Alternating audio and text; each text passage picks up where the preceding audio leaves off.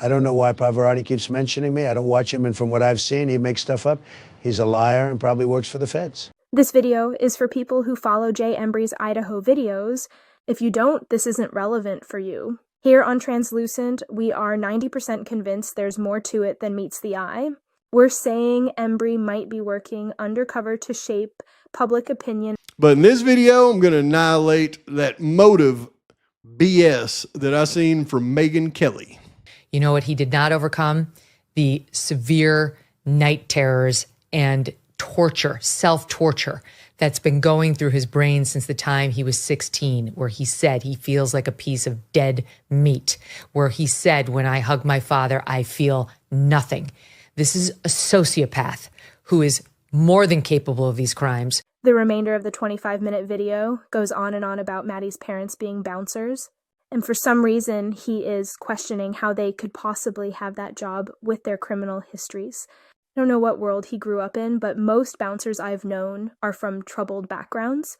For us here on Translucent, it's just a distraction. The core message the feds wanted to get across to you is that Bryan was capable of the incident due to his alleged mental health problems.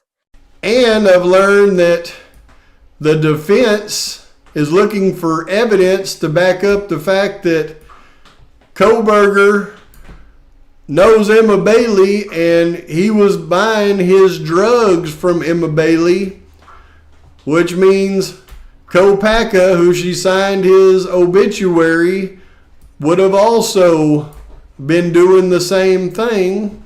So, Mr. Embry drops a supposed bombshell about Bryan's whereabouts. Apparently, Bryan was out shopping for rugs at Emma Bailey's place. But hold up, is this just a clever move to plant an idea? Embry might be trying to convince everyone Bryan was near 11:22 on the night. So even if Emma's connection later gets debunked, people will still be thinking Bryan was nearby. What Embry doesn't want people to believe is that Bryan's iPad will spill the beans during court. That GPS data could be the real MVP, potentially placing him somewhere completely different.